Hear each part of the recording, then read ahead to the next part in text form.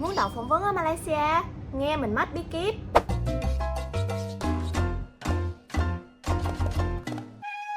Xin chào các bạn, mình là Uyên. Hiện tại thì mình đã sinh sống và làm việc ở Malaysia được 1 năm rồi. Mình đã từng ứng tuyển và đậu cả 3 công ty, lần lượt là Helios Technology nè, Teleperformance nè và Concentrix.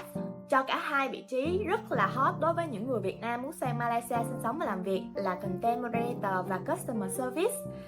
Thì trong cái tập 4 của series Có Job nè, lần này mình sẽ mách nước cho các bạn biết kíp phỏng vấn của mình. Trong buổi phỏng vấn thì HR đã hỏi mình những gì, những cái câu trả lời nào mà mình cảm thấy các bạn nên hạn chế đề cập nếu như không muốn buổi phỏng vấn của các bạn đi xa, cũng như là bí kíp mà các bạn có thể sử dụng để khi buổi phỏng vấn của các bạn nó trở nên trơn tru hơn, không bị khớp, không bị quên mất tiếng Anh các bạn muốn nói gì. HR thì họ chỉ hỏi bạn những cái câu rất là đơn giản mà, nhưng nếu như mà các bạn trả lời sai thì cái con đường sang Malaysia của các bạn nó trở nên mịt mờ và tăm tối. Buổi phỏng vấn rất là quan trọng, cho nên bạn nào mà đang sắp có một buổi phỏng vấn hoặc là đang có ý định đi sang Malaysia sinh sống và làm việc thì hãy đón xem hết video này của mình nha. Không có ai nói cho bạn biết, nhưng mà thực tế việc làm hiện tại ở Malaysia hiện trạng là như sau. Có rất là nhiều công ty BPO lớn đăng thông tin tuyển dụng người Việt Nam rất là nhiều, nhưng tuy là họ đăng thông tin tuyển rất nhiều nhưng không phải là bạn cứ nộp hồ sơ thì bạn sẽ được nhận, vì bạn sẽ được trải qua những cái khâu như là khâu phỏng vấn, kiểm tra kỹ năng. Đối với lại vị trí Content Moderator thì bạn sẽ chỉ cần phải kiểm tra kỹ năng tiếng Anh thôi. Cái Customer Service thì sẽ phải kiểm tra cả kỹ năng tiếng Anh, cả kỹ năng đánh máy nữa. Nếu như mà bạn vẫn cứ nghĩ là trong buổi phỏng vấn nhà tuyển dụng họ chỉ hỏi những cái câu hỏi cho vui thôi, chứ kiểu chi họ chả nhận mình, bởi vì người Việt Nam thì kiếm đâu ra bên mạ thì họ cũng sẽ nhận bất chấp thôi. Đó là một sai lầm rất lớn. Trong cái buổi phỏng vấn, người HR họ sẽ quan tâm thứ nhất là gì? Tiếng Anh của các bạn. Bởi vì các bạn đi sang một quốc gia khác để sinh sống thì tiếng Anh của các bạn ít nhất cũng phải đạt được mức tối thiểu để đáp ứng những nhu cầu sinh sống cơ bản và có thể giao tiếp với sếp, với đồng nghiệp, với bạn bè, cũng như là có thể đọc được tài liệu. Cái thứ hai, họ sẽ quan trọng thái độ của các bạn. Cái này thì sẽ mang tính chất hơi cảm quan cá nhân, nhưng mà cái người HR họ sẽ đánh giá là bạn có phù hợp với tính chất của công việc hay không dựa trên những cái gì mà bạn thể hiện trong buổi phỏng vấn. Bạn apply vị trí Customer Service nhưng mà cái thái độ trong buổi phỏng vấn của bạn lại không tốt thì đương nhiên là bạn sẽ tạch cái vị trí Customer Service rồi. Cái yếu tố thứ ba mà HR họ sẽ quan trọng trong buổi phỏng vấn nữa, đó chính là cái khả năng xử lý tình huống của các bạn. Bởi vì khi mà bạn phỏng vấn hai vị trí Content Moderator và Customer Service hai cái vị trí này nó biến đổi liên tục luôn, mỗi ngày là một cái drama mới mà các bạn phải ứng biến. Cho nên là cái việc mà thể hiện ra mình là một người có khả năng xử lý tình huống tốt cũng rất là quan trọng và sẽ ảnh hưởng đến kết quả phỏng vấn của các bạn. Với kinh nghiệm là một người đã từng ứng tuyển và đậu cả 3 công ty mà mình nộp hồ sơ thì mình khuyên các bạn là nếu như vô phỏng vấn mà các bạn theo tâm lý hên xui thì đương nhiên xui là chính. Câu hỏi mà HR hay hỏi mình trong buổi phỏng vấn là gì? Cả 3 công ty đều hỏi mình những câu hỏi rất là chung chung, thường hay gặp mà ở Việt Nam cũng sẽ gặp. Thứ nhất sẽ là giới thiệu bản thân mình. Thứ hai, vì sao bạn muốn ứng tuyển vị trí này? Thứ ba, vì sao bạn nghĩ bạn là người phù hợp cho vị trí này?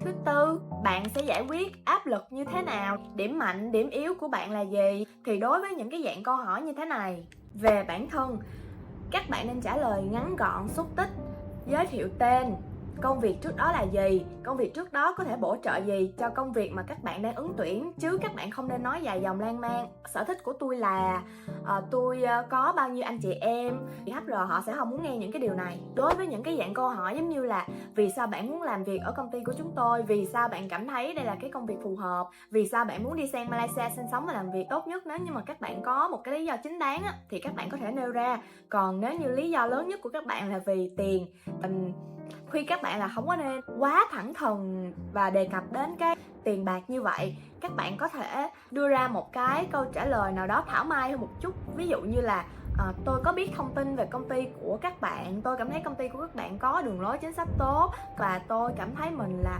người có tố chất phù hợp để đi sang Malaysia sinh sống và làm việc. Trước đó tôi làm cái này và những cái công việc trước đó của tôi có thể bổ trợ cho công việc này. Bây giờ tôi thay đổi định hướng để giúp tôi luyện được những cái kỹ năng cho bản thân. Đó, các bạn có thể nói ví dụ như là vậy, chứ các bạn không có nên nói là vì tôi thích tiền. Rồi đối với cái dạng câu hỏi mà bạn có thể chịu được áp lực hay không, nếu như gặp áp lực thì bạn sẽ làm gì, nếu như mà các bạn rơi vào một tình huống khó khăn thì các bạn sẽ làm gì, tốt nhất là bạn nên đưa ra một cái ví dụ nào đó cụ thể trong quá khứ bạn đã từng gặp những gì và bạn đã giải quyết nó ra sao. Nếu như mà bạn không có một cái tình huống nào cụ thể hết thì các bạn có thể bịa tại chỗ một cái gì đó, miễn là các bạn có thể đưa ra vấn đề, giải pháp và kết quả của cái giải pháp đó theo chiều hướng tích cực. Còn đối với cái câu hỏi mà điểm mạnh, điểm yếu của bạn là gì, tốt nhất bạn nên đưa ra một cái điểm yếu không ảnh hưởng đến công việc. Ví dụ như là bạn phỏng vấn cái vị trí Customer Service thì cái điểm yếu mà bạn đưa ra không được liên quan đến thái độ. Bạn phải cần là một người điềm tĩnh, một người có thể lắng nghe khách hàng trong mọi tình huống. Nếu như bạn nói điểm yếu của tôi là tôi nóng tính thì đương nhiên là bạn sẽ rớt ngay từ vòng giữ xe. Điểm mạnh thì các bạn sẽ nên nói những cái điểm mạnh có thể bổ trợ cho cái công việc mà bạn đang ứng tuyển. Ví dụ công việc Content Moderator, bạn có thể nói là tôi là một người chăm chút tỉ mỉ, tôi rất tập trung vào chi tiết. Đối với cái công việc Customer Service thì các bạn có thể đưa ra một cái điểm mạnh như là tôi là một người biết lắng nghe, vân vân. Nói chung là các bạn nên đưa ra được 1-2 kỹ năng cứng và 1-2 kỹ năng mềm có thể bổ trợ tốt cho cái vị trí mà các bạn đang ứng tuyển. Tùy là các bạn phỏng vấn vị trí nào, Content Moderator hay là Customer Service, thì cái câu hỏi mà HR họ hỏi bạn sẽ có sự điều chỉnh đi một chút xíu. Thì thường những cái câu hỏi chuyên môn mà mình từng được phỏng vấn sẽ là mình có biết gì về cái công việc hay không, mình có thể tập trung tốt và có thể chịu được áp lực khi mà gặp phải những cái dạng nội dung không phù hợp hay không. Nếu như mình gặp phải một cái nội dung không phù hợp nhưng mình không biết phải giải quyết như thế nào thì mình sẽ làm gì. Mình sẽ để cho các bạn một list câu hỏi mà mình đã gặp phải trong cái buổi phỏng vấn để các bạn có thể tham khảo. Rồi đây là list câu hỏi dành riêng cho vị trí Content Moderator này. Đây là những câu hỏi mà thực tế mình đã được HR hỏi trong buổi phỏng vấn. Thứ nhất, đối với cái câu hỏi mà bạn có biết gì về vị trí Content Moderator hay không thì tốt nhất là các bạn nên trả lời tôi có tìm hiểu ở trên mạng xã hội và tôi biết được vị trí này sẽ phải gặp những nội dung như thế nào, tôi cần phải làm gì. Câu hỏi thứ hai, đối với những cái nội dung không phù hợp khi mà bạn gặp phải nó thì bạn sẽ làm gì. Khi này tốt nhất là bạn nên trả lời là tôi đã tìm hiểu thông tin ở trên mạng tôi sẽ phải gặp những gì, cho nên tôi đã chuẩn bị một tâm lý rất sẵn sàng vững vàng trước khi tôi apply cho vị trí này, nên khi mà gặp những cái nội dung như vậy thì tôi vẫn sẽ chịu được vì tôi đã biết và đã chuẩn bị sẵn tâm lý. Cái thứ ba mà họ hỏi thì họ sẽ hỏi về những cái câu hỏi mang tính chất xử lý tình huống. Thí dụ như là họ đã hỏi mình nếu như mà mình gặp một cái nội dung mà mình không chắc chắn là có vi phạm chính sách hay không thì mình sẽ làm gì. Thì trong cái tình huống này tốt nhất bạn nên xử lý theo hướng bạn sẽ không phải là một người làm tầm 3 tầm 7. Tốt nhất bạn nên nói là tôi sẽ đọc chính sách của công ty, hoặc nếu như trong chính sách của công ty không có những cái thông tin mà tôi cần thì tôi sẽ đi tham khảo ý kiến của team leader và QA để đưa ra một cái quyết định chính xác nhất trong tình huống đó. Đến với cái phần Customer Service thì đối với mình nha, Customer Service nó khó đậu hơn Content Moderator, bởi vì ngoài cái việc mà bạn phải phỏng vấn ra thì bạn cũng sẽ làm kiểm tra tốc độ đánh máy của các bạn nè, và tiếng Anh cũng sẽ yêu cầu cao hơn vị trí Content Moderator, cũng như là sẽ yêu cầu các bạn có cái kỹ năng phỏng vấn, ăn nói và cái kỹ năng xử lý tình huống cao hơn vị trí Content Moderator, bởi vì vị trí này thì sẽ làm việc trực tiếp với khách hàng. Đầu tiên là về cái tốc độ đánh máy thì tùy công ty thì họ sẽ có những cái yêu cầu về tốc độ đánh máy khác nhau, cho nên là mình sẽ không có đào sâu về cái này. Cái tốc độ đánh máy thì mình nghĩ là các bạn sẽ có thể giải quyết được những cái câu hỏi chuyên môn mà họ đã hỏi mình trong buổi phỏng vấn. Thì đầu tiên là nếu như mà mình gặp một khách hàng đang giận dữ thì mình sẽ làm gì. Rồi cái mà họ muốn nghe ở đây, thứ nhất, tôi sẽ giữ bình tĩnh, tôi sẽ xin lỗi, tôi sẽ làm theo chính sách, tôi sẽ lắng nghe khách hàng. Thì sẽ tùy là cái buổi phỏng vấn của bạn á, bạn đã nói những gì, và trong cái hồ sơ xin việc của các bạn thì bạn đã ghi những cái gì, những cái công việc trong quá khứ của bạn đã làm gì. Thì người HR họ sẽ đưa ra những cái câu hỏi phù hợp. Ví dụ như là đối với mình thì trước đó mình là một người làm trong lĩnh vực nhà hàng khách sạn, cho nên là HR họ đưa ra một câu hỏi liên quan đến lĩnh vực nhà hàng khách sạn cho mình, một cái tình huống để mình giải quyết. Cái câu hỏi thứ hai là vô cùng quan trọng luôn nè. Nhân sự họ sẽ hỏi bạn là nếu như mà bạn gặp câu hỏi của khách hàng mà bạn không biết trả lời thì bạn sẽ làm gì. Rồi trong cái lúc này bạn sẽ phải tỏ ra mình là một người rất thành thật. Mà không phải là bạn tỏ ra nữa nha, khi mà bạn đậu phỏng vấn rồi thì lúc mà bạn đi làm bạn vẫn phải làm như vậy nha.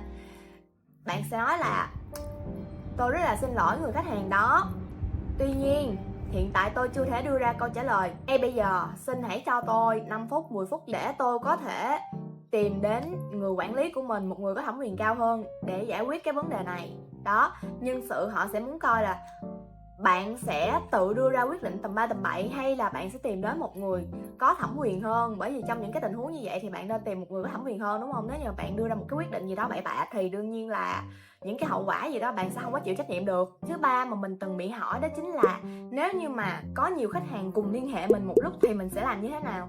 Đó, ở trong cái tình huống này thì bạn nên đưa ra câu trả lời là bạn là một người biết xử lý tình huống, biết ưu tiên sắp xếp thứ tự công việc, cái nào quan trọng thì làm trước, cái nào chưa quan trọng thì sẽ dần dần sắp xếp theo thứ tự từ trên xuống dưới. Cái câu hỏi thứ tư mà mình đã gặp là một cái câu hỏi tình huống, thì người HR yêu cầu mình kể ra một tình huống khó khăn mà mình đã từng gặp phải và mình đã giải quyết cái tình huống đó như thế nào. Thì nói chung cái này sẽ tùy vô là trong quá khứ các bạn có gặp tình huống nào hay không. Các bạn có thể bịa chuyện ra cũng được, nhưng mà cái sự bịa chuyện của các bạn nó nên hợp lý.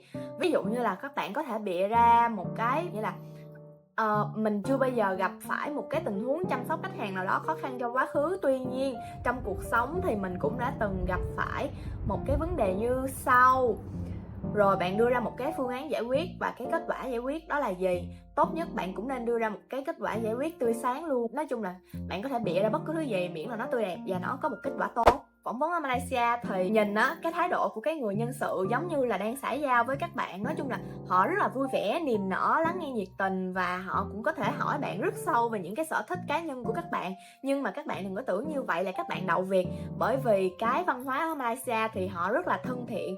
Cho nên á, là các bạn cứ tham khảo hai cái list câu hỏi mà mình đưa ra cho các bạn và làm ra một cái file câu hỏi trả lời mẫu. Thì khi đó các bạn vào phỏng vấn các bạn cũng sẽ có những cái ý nhiều hơn để có thể nói, có thể chém gió trong lúc đó, chứ đừng có bị trở nên đơ hình bất động. Thì lúc đó cái bầu không khí phỏng vấn của các bạn nó trở nên rất là kỳ quặc. Rồi nếu như mà các bạn đã coi đến đây của video thì chúc mừng các bạn đã đến được phần những câu trả lời mà các bạn sẽ dễ tạch phỏng vấn. Tốt nhất là các bạn nên tránh đề cập đến những câu như là em cũng không biết nữa, em không có định hướng gì hết, chỉ là em muốn đi sang nước ngoài sinh sống và làm việc thôi. Em không có điểm yếu gì cả, em là hoàn hảo tuyệt đối, em là number one. Em cũng không biết tại sao em muốn sang Malaysia làm việc nữa, nhưng em nghĩ là vì nhiều tiền. Em chưa tìm hiểu kỹ vào công ty cho lắm. Em có người quen làm ở công ty này cho nên em cảm thấy đây là một công ty tốt, một công việc tốt. Rồi nếu như mà bạn apply vị trí content moderator thì các bạn tốt nhất nên hạn chế nói những thứ như là em không chịu được áp lực công việc, em không thể tập trung vào chi tiết nhỏ, em không thích làm ca xoay. Còn nếu như mà bạn làm phỏng vấn cho vị trí customer service á, thì các bạn nên hạn chế nói là em là một người nóng tính, khi gặp tình huống khó khăn thì em sẽ trở nên bị khớp, bị run sợ, em không thể giải quyết được nhiều vấn đề một lúc. Đó, thì đây là những cái câu trả lời mà các bạn nên hạn chế nói. Tôi tốt nhất là khỏi nói luôn đi, chứ đừng nói là hạn chế nữa. Không thôi là các bạn sẽ không đậu phỏng vấn nha. Ngoài ra thì rất quan trọng, người HR họ hỏi gì thì bạn trả lời đó, ngắn gọn và xúc tích thôi. Mỗi câu trả lời các bạn từ 3 đến 4 câu thôi, chứ các bạn đừng có nên nói quá dài dòng. Vì sao? Vì khi mà bạn nói quá dài dòng thì bạn sẽ lòi ra những cái sơ hở, kẽ hở mà HR họ sẽ có thể xoáy sâu vào. Khi mà họ hỏi sâu vào, chưa chắc là bạn biết trả lời, đừng để họ bắt thóp mình. Cho nên á, khi mà vào phỏng vấn thì các bạn thật thà nhưng mà phải vừa đủ tinh tế để mà người HR họ nhận thấy là đây là một người có câu trả lời thông minh, có vẻ như là sẽ phù hợp với công việc mà mình đang tuyển dụng. Để mình cho ví dụ cụ thể 3 câu trả lời dễ trượt phỏng vấn nhất cho cả hai vị trí Content Moderator và Customer Service nha. Thứ nhất là về Content Moderator. Câu trả lời sai phổ biến thứ nhất đó chính là em chưa bao giờ tiếp xúc với nội dung nhạy cảm cả, nhưng nếu như có tiếp xúc thì chắc em cũng không sao. Rồi vì sao cái câu trả lời này sai? Thứ nhất, nó sẽ cho HR thấy là bạn chưa tìm hiểu gì về công việc cả. Khi đó thì bạn sẽ có vẻ như là thiếu chuẩn bị về tâm lý. Người HR họ sẽ quan ngại nếu như khi mà bạn vào làm việc mà vô tình á, bạn gặp phải những cái nội dung mang tính chất ghê rợn thì bạn sẽ sốc tâm lý hay không. Câu sai phổ biến thứ hai, nếu như mà nội dung không có vi phạm hoặc là em không biết nó có vi phạm hay không thì thôi em cứ báo cáo cho chắc luôn. Rồi cái này vì sao sai? Thì đương nhiên là vì bạn làm tầm 3 tầm bậy cho nên nó sai rồi chứ gì nữa. Muốn làm cái gì thì cũng phải theo cái chính sách của công ty, của khách hàng đưa ra, chứ không có thể nào mà tự nhiên cái bạn cho nó là có vấn đề luôn. Thì như vậy là không có được. Làm như vậy á, là làm bừa và nó sẽ ảnh hưởng đến một hệ thống di truyền của công ty, và nó có thể sẽ làm ảnh hưởng đến cái dự án của công ty nữa. Rồi câu sai phổ biến thứ ba nữa, em làm gì cũng được miễn là em có việc là được. Khi mà bạn trả lời như vậy thì tự nhiên vô hình chung người HR họ cảm thấy là bạn là một người không có định hướng gì hết. Bạn chỉ muốn đi qua Malaysia làm cái công việc gì đó có tiền rồi như thế là thôi, thì bạn sẽ không có cống hiến gì nhiều cho công ty của họ hết. Còn đối với customer service thì sao? 3 cái câu trả lời dễ trượt nhất nè. Thứ nhất, nếu khách hàng nổi giận thì em sẽ im lặng, chờ họ bình tĩnh lại. Cái này là vô cùng không được luôn nha. Khách hàng họ đang bức xúc bực mình, ưa bung cái nút luôn, mà tự nhiên bạn lại nói là bạn sẽ để cho họ im lặng tự giải quyết cái sự tức giận của họ. Giả sử như bạn là một người khách hàng đi, bạn đang vô cùng bực bội, mà cái người khiến cho bạn bực tự nhiên im không trả lời một cái gì hết, đương nhiên là cái cơn giận dữ của bạn sẽ bùng cháy hơn, đúng không? Có khác gì châm thêm dầu vào lửa đâu. Cái câu trả lời thứ hai mà các bạn sẽ thường xuyên trả lời tầm 3 tầm bậy, nếu như mà em không biết trả lời khách hàng thì em cứ nói đại cho xong. Làm như vậy là rất là vô trách nhiệm. Trả lời tầm bậy không chỉ làm khách hàng mất niềm tin mà còn mất uy tín của công ty luôn. Bạn mà trả lời như vậy thì ai mà dám tuyển bạn vào làm. Bạn nào mà còn đang phân vân về việc mình nên ứng tuyển cho vị trí Content Moderator hay là Customer Service thì mình sẽ đưa ra cho các bạn cái đánh giá trên trải nghiệm cá nhân của mình, để các bạn có thể phân tích đánh giá tình hình và xem là cái vị trí nào thì phù hợp với các bạn ở hiện tại hơn nha. Thứ nhất là đối với vị trí Content Moderator nè, thì cái vị trí này mình cảm thấy là nó sẽ phỏng vấn nhẹ nhàng hơn vị trí Customer Service. Những cái câu hỏi cũng như là một số cái kỹ năng cứng yêu cầu á thì sẽ dễ hơn. Chủ yếu là cái vị trí này thì sẽ đánh giá dựa trên thái độ của các bạn, và tiếng Anh của các bạn thì họ chỉ yêu cầu ở mức từ B1 hoặc B2 thôi, miễn là bạn có thể đọc được tài liệu và bạn làm cái bài test tiếng Anh của họ đúng là được. Cũng không có cần là phải quá là xuất sắc, bởi vì hầu hết thì các bạn chỉ dùng để đọc tài liệu chứ giao tiếp với người thì rất là ít. Còn cái vị trí Customer Service thì mình cảm nhận là khi mà phỏng vấn thì nó sẽ khó hơn, vì nó đòi hỏi những cái kỹ năng cứng nữa, như là kỹ năng đánh máy của các bạn nè, kỹ năng xử lý tình huống trực tiếp của các bạn như thế nào. Ngoài ra thì tiếng Anh cũng sẽ yêu cầu cao hơn. Đối với cái vị trí mà Customer Service mà mình từng phỏng vấn ở công ty Teleperformance thì cái bài test tiếng Anh của nó cũng gọi là hơi khoai đối với các bạn mà ở trình độ chỉ có B1 và B2 thôi. Thì cái bài test đó họ yêu cầu là trình độ C1. Trong cái buổi phỏng vấn á, thì cũng sẽ có rất là nhiều cái tình huống cụ thể mà các bạn sẽ phải giải quyết. Thì vì cái câu hỏi nó diễn ra ngay tức thì, cho nên là đương nhiên các bạn sẽ không có thể chuẩn bị cái câu trả lời trước rồi, cho nên là khi đó các bạn phải tùy cơ ứng biến, thì nó sẽ mang tính chất khó hơn so với cái vị trí Content Moderator kia. Đó, túm lại á, nếu như mà các bạn thích làm theo policy cụ thể, thích một cái công việc không quá liên quan trực tiếp đến giao tiếp với khách hàng, một cái công việc mà yêu cầu thấp hơn một chút, thì các bạn có thể ứng tuyển cái vị trí Content Moderator. Còn nếu như mà các bạn có kỹ năng tiếng Anh nhiều hơn, muốn một mức lương cao hơn một chút, cũng như là thích giao tiếp với con người, thì các bạn sẽ có thể đi theo hướng làm Customer Service. Vì cái vị trí Customer Service này thực tế thì nó cũng thú vị hơn nhiều so với cái Content Moderator kia. Với kinh nghiệm đã đậu cả 3 cái công ty á, thì mình sẽ đưa ra lời khuyên cho các bạn như sau. Thứ nhất là các bạn nên chuẩn bị kỹ những cái câu hỏi mà có thể người HR họ sẽ hỏi. Cái này thì các bạn có thể đi lên ChatGPT hoặc các bạn có thể lên Google và các bạn có thể tìm những cái từ khóa. Khi đó nó sẽ đưa ra cho các bạn một loạt những cái câu hỏi. Tốt nhất là các bạn nên typing cái câu hỏi ở trong tiếng Anh. Khi đó thì các bạn sẽ có thể chuẩn bị bằng tiếng Anh tốt hơn. Trong cái buổi phỏng vấn thì người HR sẽ rất hiếm khi nào mà họ là người Việt Nam nha. Các bạn có thể cải thiện tiếng Anh bằng cách luyện nói chuyện trước gương mỗi ngày, hoặc là tự nói chuyện với bản thân mình. Cái này nghe hơi khùng nhưng mà đây là cái cách mà mình đã học tiếng Anh hồi đó đến giờ, đó chính là mình tự nói chuyện với mình. Còn nếu như mà các bạn không có đủ thời gian để mà tập nói tiếng Anh mỗi ngày á, thì tốt nhất là các bạn nên tập nói những cái câu trả lời mà các bạn đã soạn sẵn, để khi mà vào phỏng vấn các bạn sẽ không có bị khớp. Cái mà các bạn cần chuẩn bị đó nữa là một cái thái độ tự tin. và một cái tác phong nghiêm trang nha.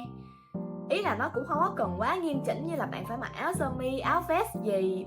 Nhưng mà trong cái buổi phỏng vấn online thì tốt nhất là các bạn nên mặc áo thun có cổ, rồi một cái áo thun bình thường thôi là được. Tóc tai thì chải chuốt cho gọn gàng để mà cái người HR họ phỏng vấn họ thấy là bạn có chuẩn bị tốt cho cái buổi phỏng vấn này.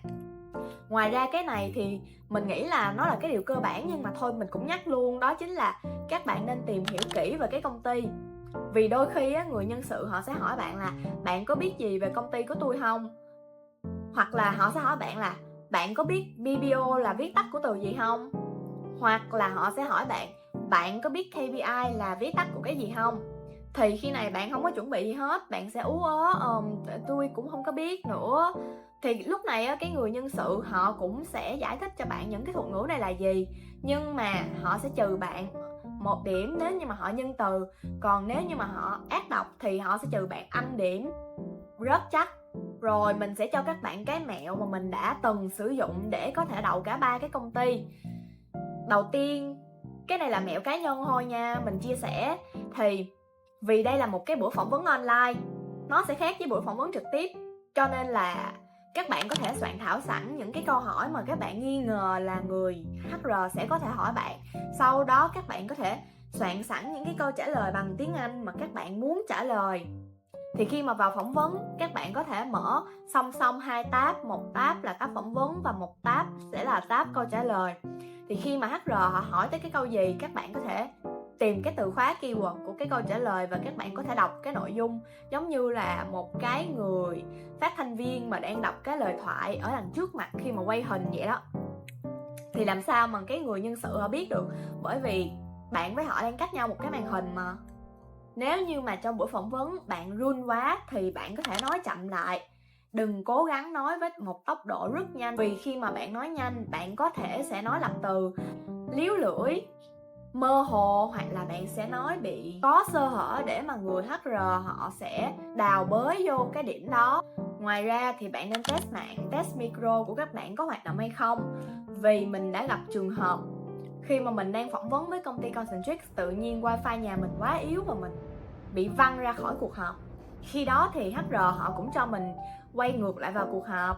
Cũng may mắn là họ không có yêu cầu mình phải mở camera nữa, vì khi mà mình mở lên á thì nó quá là rung lắc, mình không có thể phỏng vấn được luôn trong cái buổi phỏng vấn đó. Mạng của mình nó cứ chập chờn cho nên buổi phỏng vấn của mình bị ảnh hưởng khá nhiều bởi cái wifi. Tốt nhất các bạn nên đi đến một cái địa điểm nào mà có wifi tốt, mạnh và ngồi im lặng nữa nha, chứ không thôi có quá nhiều tạp âm xung quanh á thì cũng không có tốt cho cái buổi phỏng vấn của các bạn. Đó là 3 mẹo mà mình sử dụng để có thể đậu cả 3 công ty tại Malaysia. Các bạn có thể áp dụng theo cái mẹo của mình. Còn nếu như mà các bạn có những cái mẹo gì đó khác thì các bạn có thể để lại bình luận ở bên dưới video, cùng chia sẻ cho những bạn khác có thể tham khảo và làm theo nha. Mong là sau cái video này thì các bạn đã có hình dung được trong buổi phỏng vấn thì người HR họ sẽ hỏi gì cho 2 cái vị trí, cũng như là bạn nên né tránh những cái cách trả lời nào khi mà vướng phải những cái câu hỏi như là mình đã từng gặp, và làm thế nào để có thể chuẩn bị được một cái tâm lý sẵn sàng hơn, cũng như là chuẩn bị tốt hơn cho buổi phỏng vấn của mình nha. Đừng quên là trong tập 5 của series Có Trách Nè thì mình sẽ đề cập đến việc nếu như mà bạn đã đậu phỏng vấn rồi thì bạn nên chuẩn bị cái gì để đi sang Malaysia. Từ hành lý bạn nên đem gì nè, giấy tờ bạn nên đem gì, tiền thì bạn đem bao nhiêu. Mình sẽ chia sẻ cho bạn kinh nghiệm của mình để không bị trở thành một con ma mới lơ tơ mơ y chang như mình lúc xưa mà phải ăn bánh mì một ngày 2 cữ. Nếu như mà các bạn không có muốn bị rơi vô cái tình huống giống như mình thì các bạn hãy đón chờ video tiếp theo nha. Còn bây giờ thì các bạn hãy nhớ để lại một like, share và subscribe kênh của mình để đừng bỏ lỡ những video tiếp theo. Tạm biệt các bạn, bye bye.